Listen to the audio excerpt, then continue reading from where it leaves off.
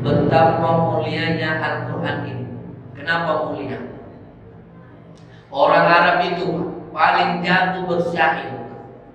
Wah, kalau untuk bangsa-bangsa lain angkat tanganlah sama orang Arab. Pantang berjalan, syair. Jatuh daun, bersyair. Apalagi naik onta, syair. Menyanyi. Kalau bahasa kita sekarang menyanyi. Kan ada sekarang pencipta lagu asal ngomong. Datanglah dulu ya, pencipta lagu, jadi lagu. Dulu syair. Sampai-sampai di dalam Al-Quran ada surah Asy-Syu'ara, kan? Surah. Jadi pantang nak nengok sesuatu muncul besar.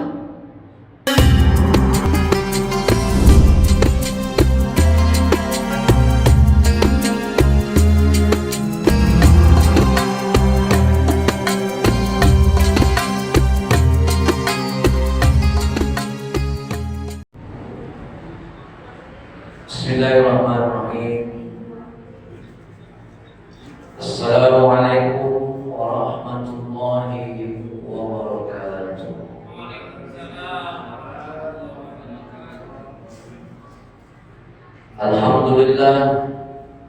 Alhamdulillah rabbil alamin. Wassalatu wassalamu ala asyrafil anbiya'i wal mursalin Sayyidina Muhammadin wa ala alihi wa ashabihi ajma'in. Amma ba'du. Yang saya hormati bapak-bapak, ibu-ibu, para ustaz, seluruh jemaah Masjid Muhammadiyah yang dirahmati dan dimuliakan Allah Subhanahu wa ta'ala.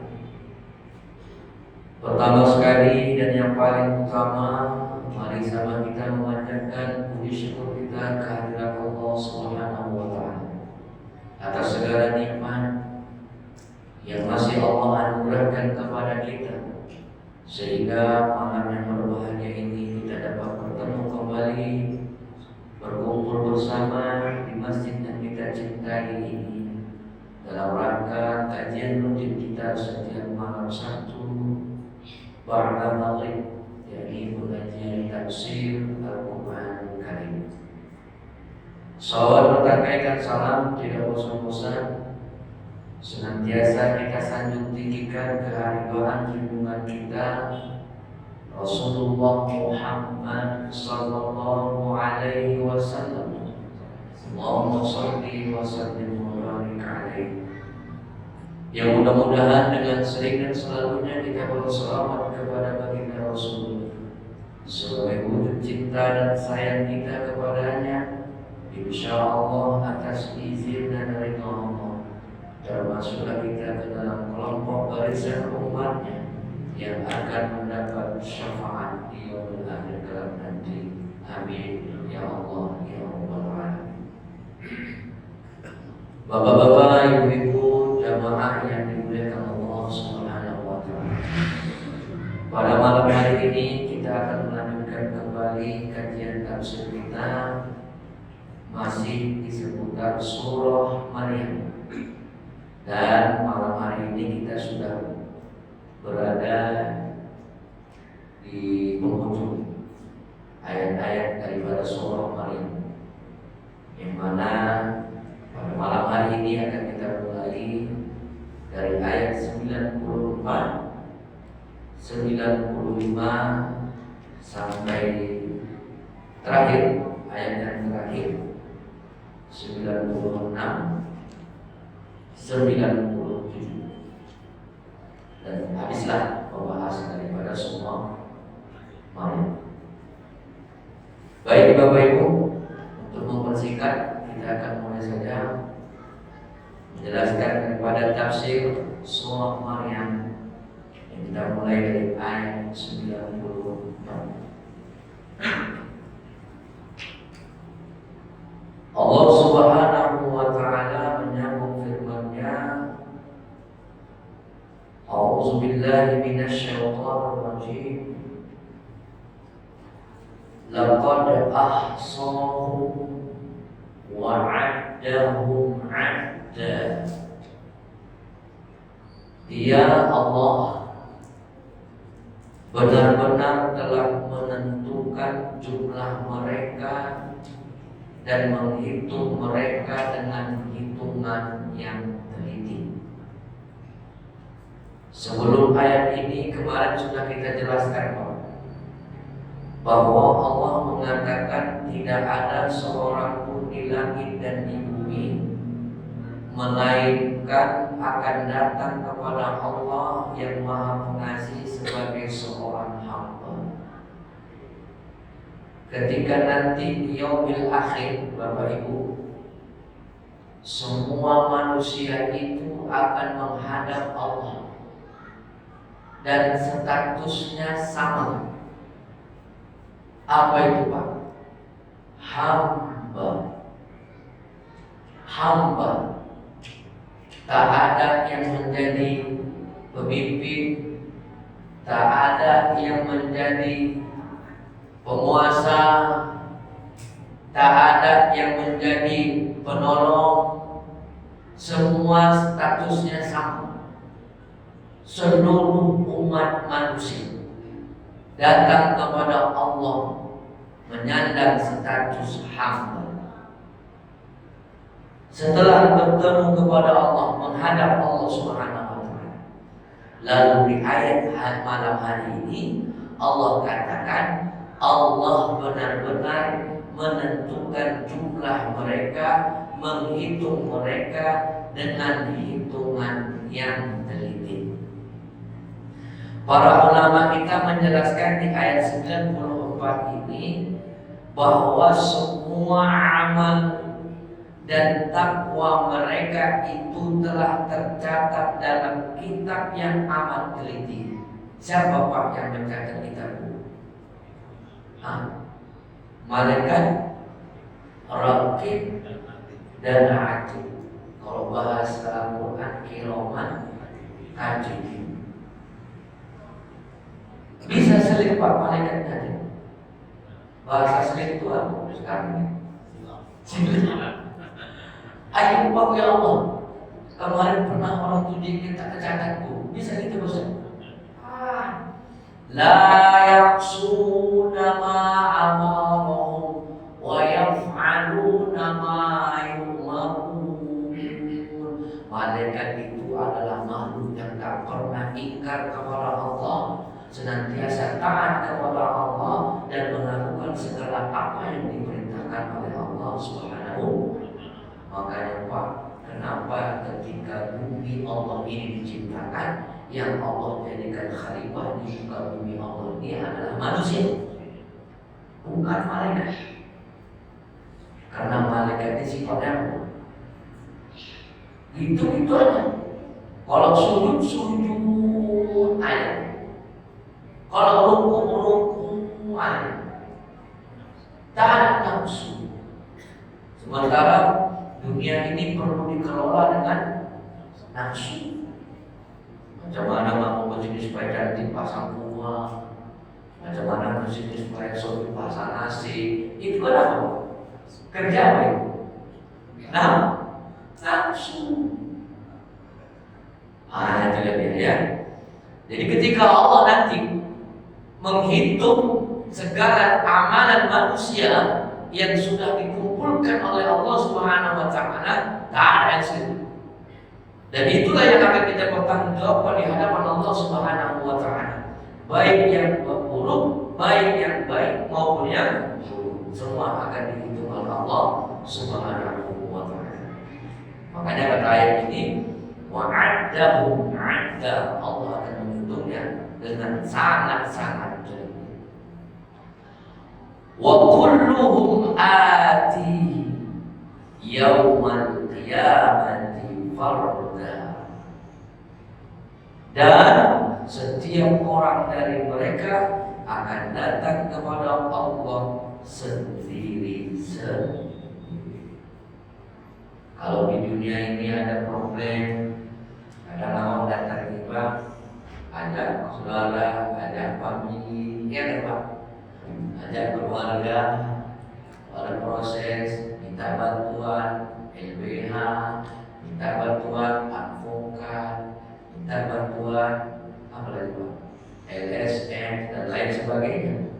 Kalau di dunia perkara di dunia ini, tapi nanti diperkarakan Allah di pengadilan Allah Subhanahu wa taala, datangnya sendiri nafsi. Ya. Jadi Bapak Ibu jemaah yang dirahmati Allah, bahkan ketika umat manusia dibangkitkan Allah, yang bangkit, kita berjumpa, juga jumpa satu sama yang lain macam tak kenal. Padahal di situ siapa?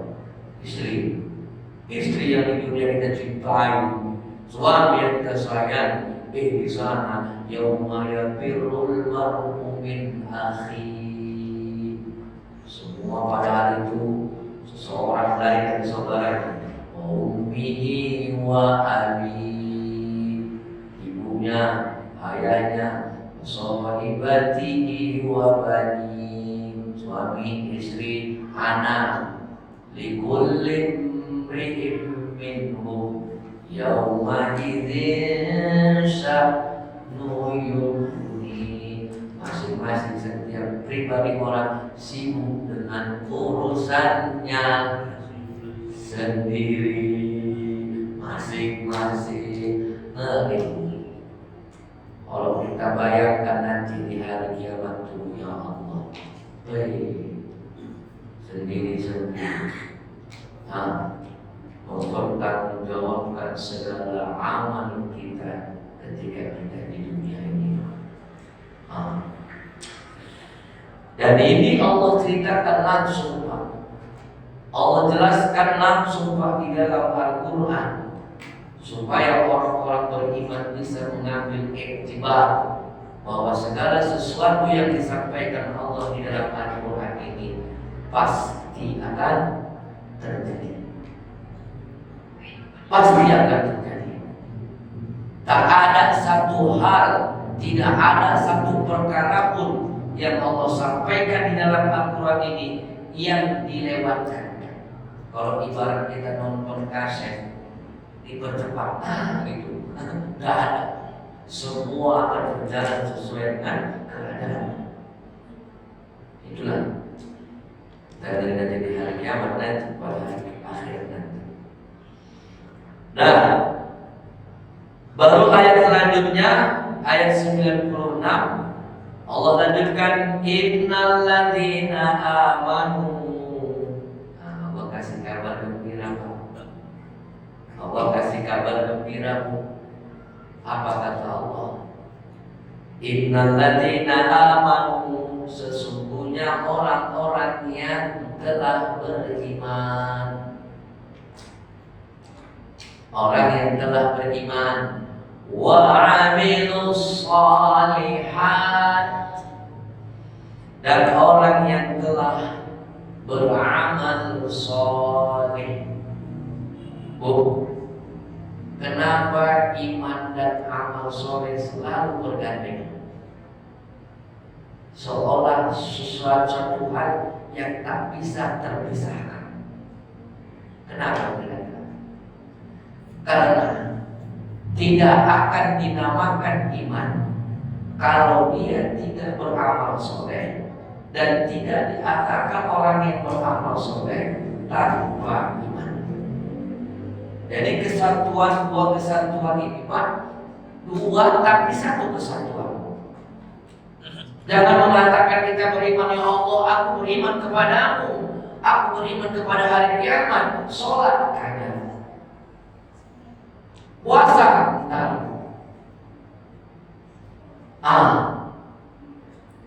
Dan tidak akan pernah mungkin ketika ada orang sholat di masjid, di rumah, ketika orang berpuasa ditanya percaya kepada Allah, enggak.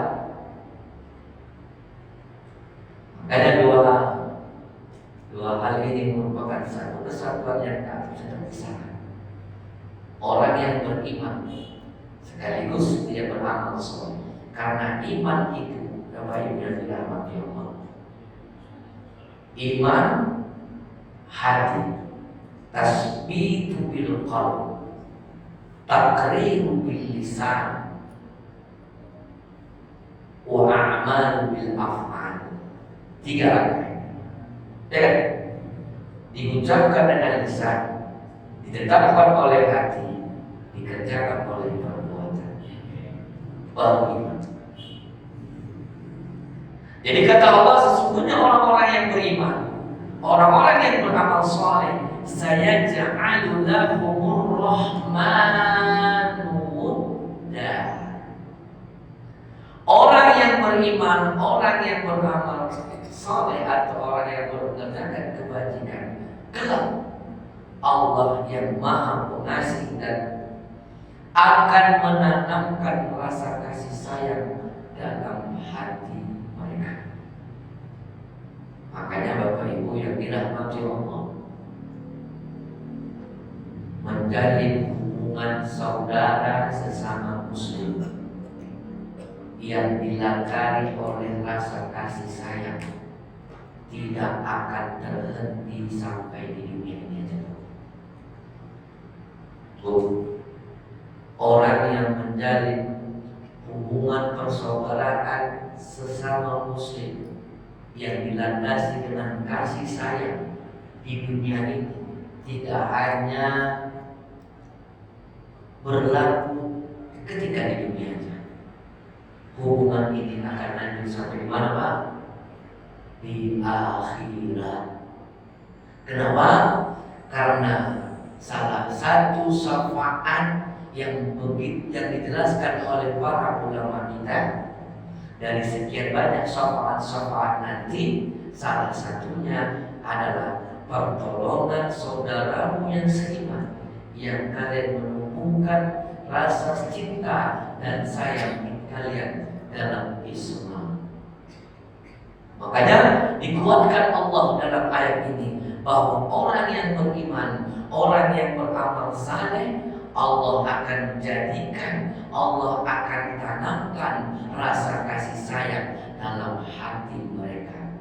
Sehingga ketika di dunia ini menjalinkan hubungan kasih sayang di antara kita, kalau seandainya salah satu di antara kita memang tidak dimasukkan Allah dalam surga, tapi kita teringat saudara kita waktu di dunia, si Polan dulu pernah menjalin hubungan baik aku dengan dia, pernah menjalin hubungan baik, pernah melaksanakan hubungan kasih sayang. Kemana dia ya Allah?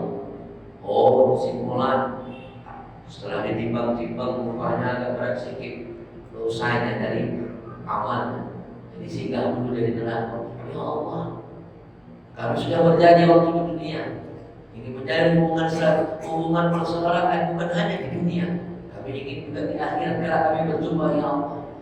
Atas kasih sayang kami ini ya Allah, aku minta kepadamu ya Allah, angkatlah dia kemari ya Allah.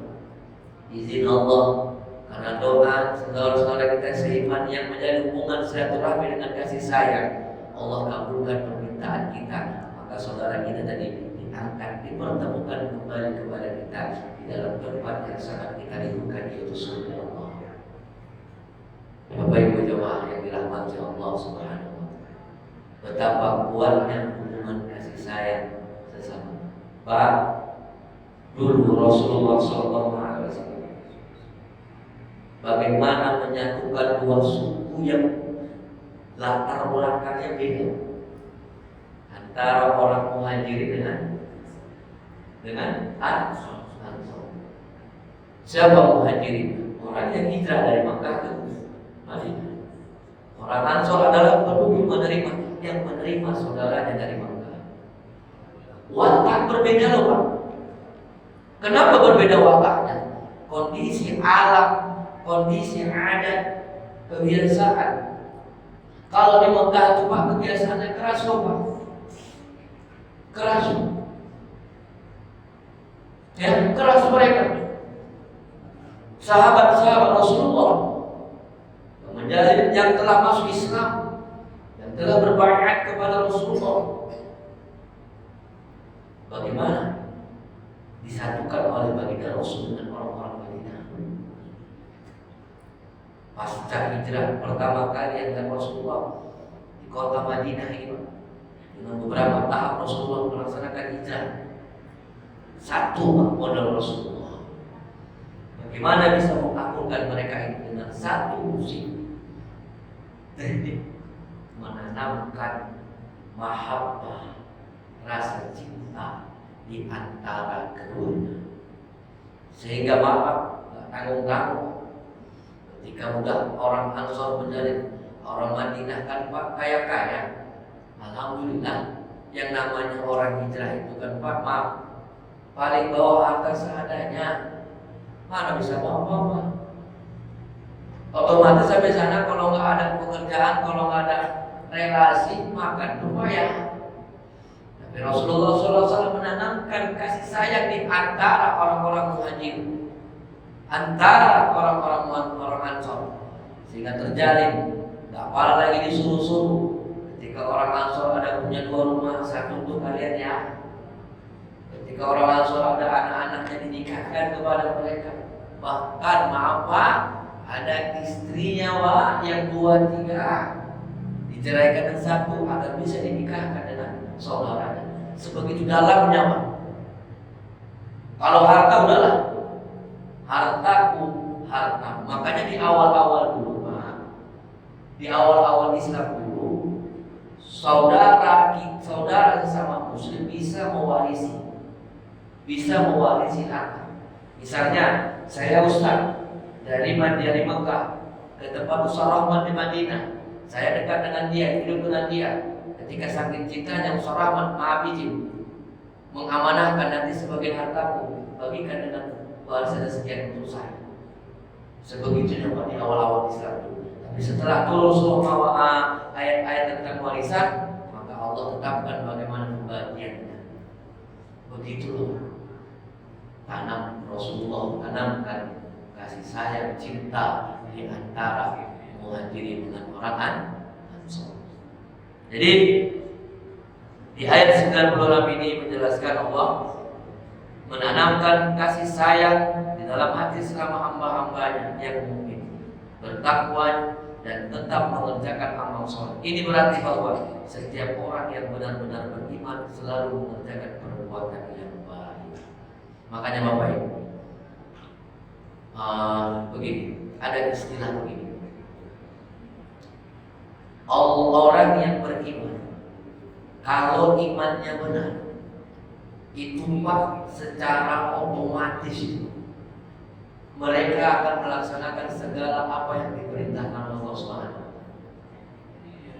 Beda kalau orang mengaku iman tapi hatinya tidak beriman. Dia pasti akan berat menjalankan perintah Allah Subhanahu wa taala. Tapi kalau benar-benar dia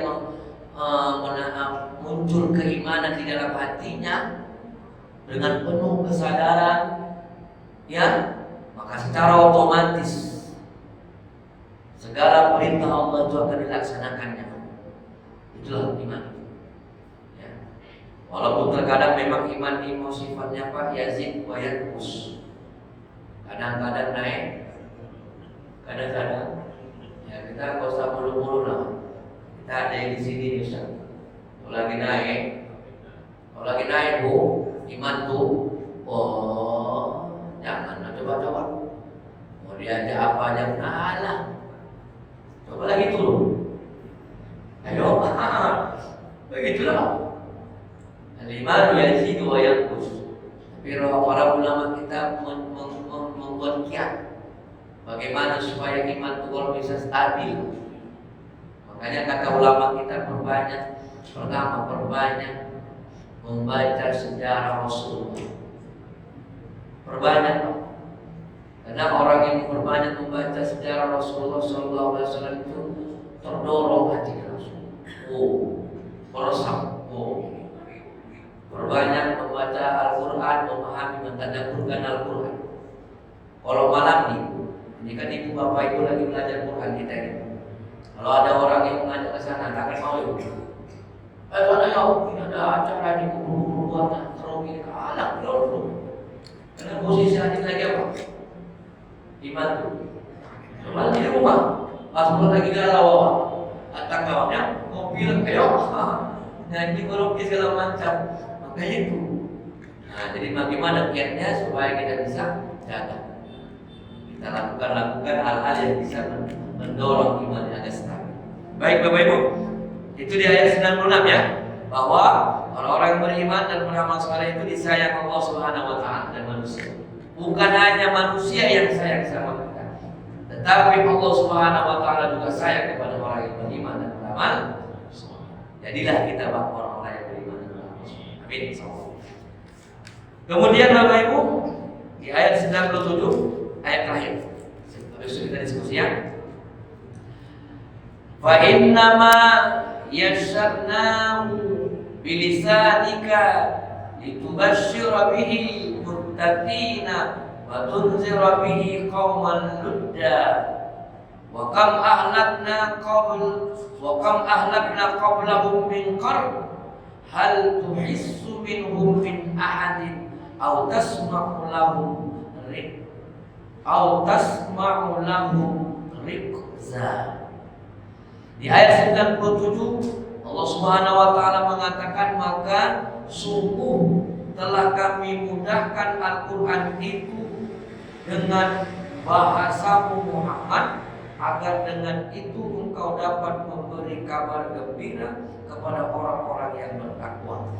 Memang Pak, Al-Quran ini diturunkan Allah bilisanil Arabi, ya, karena memang pada saat itu skenario Allah diturunkan pada orang-orang Arab, ya Pak. Kenapa? Karena kalau seandainya orang-orang Arab itu tempat tinggal Nabi, ya, tempat tinggal Nabi itu orang Arab, tapi diutus Nabi yang bahasanya orang bahasa Persia, nanti ada apa ya Pak? Atau bahasa Ibrani gitu. Ibaratnya orang Mandailing yang memang udah tokoh kali bahasanya, dikirim orang Minang ke sana untuk ceramah pidato. Mungkin ada repot ya Pak, ya, ada repot ya Pak ya. Tapi kalau dikirim juga orang Mandailing ke sana, oh lancar, aman, insyaallah. Jadi begitu Pak, teknik Allah dalam mengatur, ya, Rasulullah SAW di sana, sehingga mereka sangat mudah memahami isi daripada Al-Quran. Karena Al-Quran ini Bapak Ibu yang dirahmati Allah, saya berulang kali pernah menyampaikan kepada kita semua betapa mulianya Al-Quran ini. Kenapa mulia? Orang Arab itu paling jago bersyair. Kalau untuk bangsa-bangsa lain angkat tanganlah sama orang Arab. Pantang berjalan syair, jatuh daun bersyair, apa lagi? Naik onta syair. Menyanyi. Kalau bahasa kita sekarang menyanyi. Kan ada sekarang pencipta lagu asal Lengkong. Datang lagu itu ya, pencipta lagu, jadi lagu. Ya. Dulu syair. Sampai-sampai di dalam Al-Quran ada surah Asy-Syu'ara, ya kan? Surah. Jadi pantang nak nemu sesuatu muncul besar. Sampai-sampai Rasulullah SAW punya seorang sahabat yang bisa backup di dalam al-syair, namanya Hasan. Wah, suaranya cantik, tapi tujuannya bagus. Orang-orang kafir Quraisy dulu kalau bersyair, mereka mengolok-olok Muhammad, mereka mengolok-olok Rasulullah, mencemoohkan dengan syairnya. Maju si Hasan, dilawannya syair orang itu dengan syair-syair yang Islami, membela Rasulullah, mengangkat derajat kaum muslimin. Iya, terkenal. Tapi ketika Al-Quran turun, ketika Al-Quran turun, orang Arab pada heran, khususnya orang-orang kafir Quraisy. Kok indah kali bahasa, kok indah kali Pak, gaya bahasanya indah kali, enak. Makanya mereka penasaran. Secara umum menantang, tapi diam-diam dengar. Produk-produk. Ada seorang sahabat itu, seorang tokoh orang kafir, aku tak mau, tapi pelan-pelan sembunyi dengan orang. Akhirnya ketemu orang, ngapain lo? Ada mendengar kalau baca Quran, aku penasaran. Kok indah? Gaya bahasa Quran luar biasa. Makanya Bapak Ibu, di dunia dibanding dengan bahasa yang ada di dunia itu yang sesuai dengan lidah, gigi, mulut Pak, dalam pengucapan kita ini yang paling cocok, paling pas itu bahasa. Udah pernah nengok bahasa Belanda? Macam mana orang menyebutkan dulu? Wah, yang belum lagi bahasa Portugis. Bisa terselio berorang ngomong. Tapi ketika orang berbahasa Arab, macam mana pendengaran? Ketika orang membaca Al-Quran dari bunyinya, zainya jelas semua. Itulah keindahan gaya bahasa Al-Quran.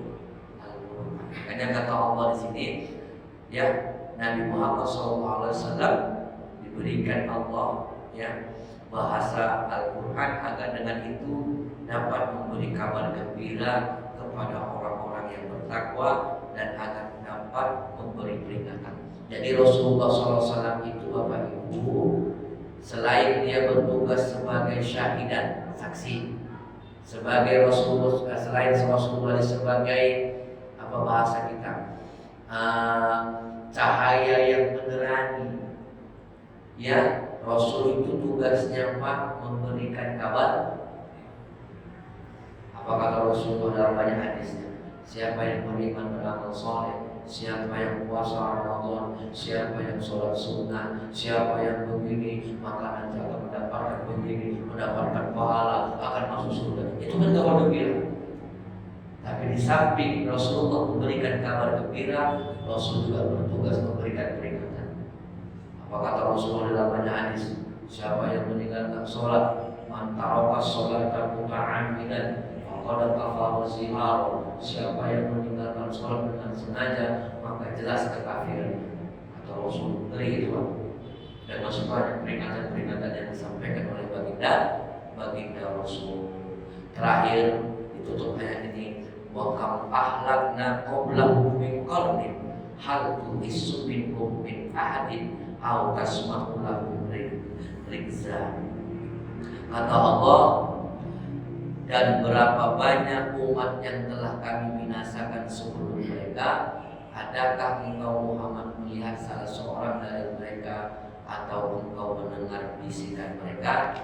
Di ayat ini Allah menjelaskan bahwa Allah bertanya, ya, bagi orang yang ingkar, orang yang durhaka mendustakan Rasulnya, mereka akan menerima balasan yang setimpal atas keingkaran dan kedurhakaannya.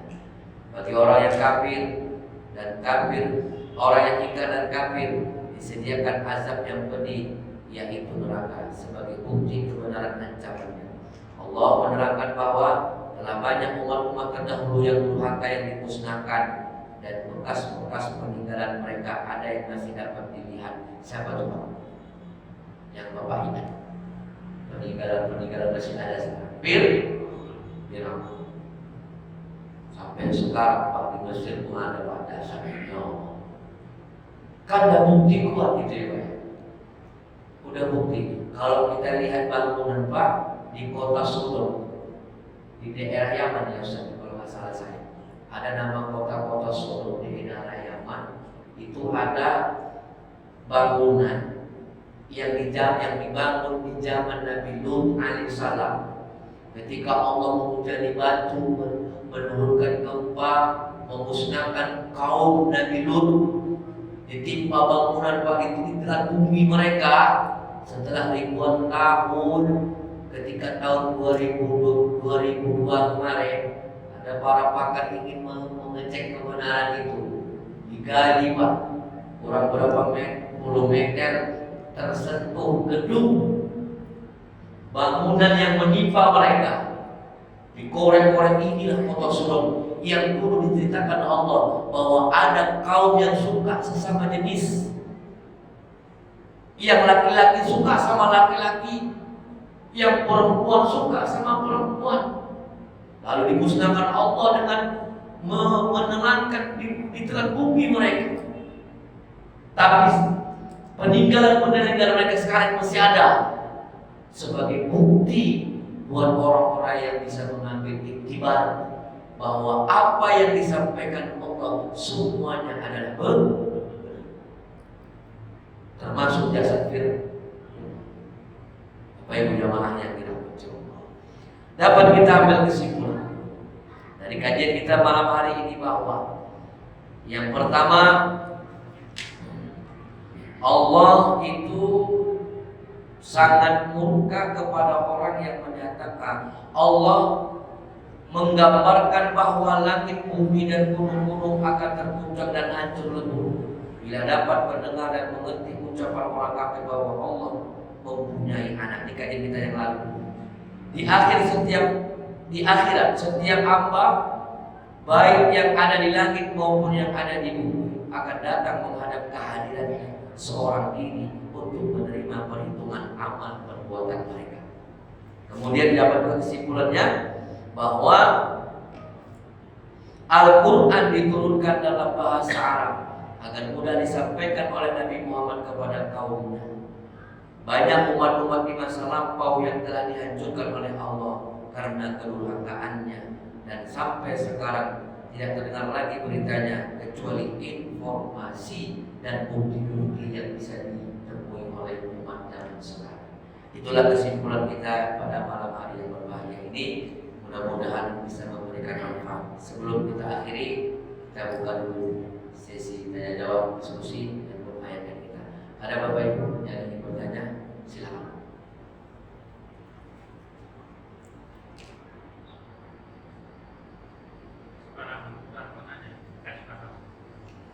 Ya, silakan Ustaz.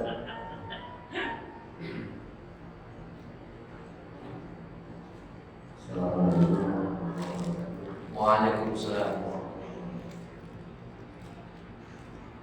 Pertanyaannya Ustaz, tadi kan kalau kita di dunia ini kita semua diawasi sama pembantu Allah, malaikat-malaikat. Iya. Jadi yang mencatat kiri kanan tadi kira-kira. Apakah malaikat-malaikat ini nanti di akhirat juga tugasnya seperti ini yang di dunia ini? Itu pertama. Yang kedua, apakah malaikat juga semuanya nanti masuk surga? Iya. Dua pertanyaan. Baik. Yang pertama dulu, ini menyangkut makhluk Allah yang bernama malaikat. Ustaz, apakah malaikat yang bertugas selama di dunia ini akan melanjutkan pekerjaan mereka di surga nanti? Kita bilang bahasanya tentu tidak. Kenapa? Karena hukum Allah yang berkaitan dengan dunia ini hanya terbatas sampai akhir. Ya, karena nanti syariat itu tidak akan berlaku lagi ketika di surga. Udah lain lagi ketetapan. Nah, jadi kalau malaikat kiraman katibin ini kan ketika seseorang mukallaf, ketika seseorang sudah balik, kan turun malaikat itu untuk senantiasa mengawasi setiap ibadah kita, mencatat apa yang dikerjakan. Sampai kapan? Sampai seorang itu meninggal dunia, habis. Kan begitu. Jadi ketika nanti di sana tak berlaku lagi, karena kehidupan akhirat di surga nanti sudah totalitas berbeda. Tak berlaku syariat. Mereka dalam penuh kebahagiaan keridhaan Allah Subhanahu wa taala. Bahwa kita bersama-sama dengan bangsa jin, bangsa malaikat hidup damai di sana. Itu dia. Tak ada lagi bertugas. Justru saat bersama-sama menikmati apa? Cuma ada pendapat yang mengatakan bahwa yang malaikat itu senantiasa pengawasan hidup mereka. Karena kan yang dibebankan hukum ini siapa? Jin dan manusia. Ya, nah, jadi ada pendapat kita justru nanti malaikat di sana tidak bertugas lagi di sana mengawasi kita, hanya bertugas sebagai pesuruh Allah. Itu aja. Saya rasa satu aja Pak mewakili Pak Rahman karena mewakili jemaah Pak Rahman Ustaz Rahman waktu juga. Jadi inilah Bapak Ibu yang dapat saya sampaikan karena waktu Isya sudah sampai. Insya Allah malam Sabtu depan kita udah mulai surah baru, surah Qoha. Dan ini Insya Allah lebih banyak pembahasannya Insya Allah akan kita bahas. Ya. Jadi Bapak Ibu yang dirahmati Allah, ini dapat saya sampaikan. Mudah-mudahan apa yang kita sampaikan, apa yang kita pelajari ini bisa menambah ilmu kita dan kita lebih bisa mendekatkan diri kepada Allah Subhanahu wa taala dan menjadikan kepribadian kita sebagai sosok orang yang beriman dan melaksanakan amal soleh insya Allah. Terima kasih atas segala perhatian. Mohon maaf atas segala kekurangan. Billahi taufiq wal hidayah. Assalamualaikum warahmatullahi wabarakatuh.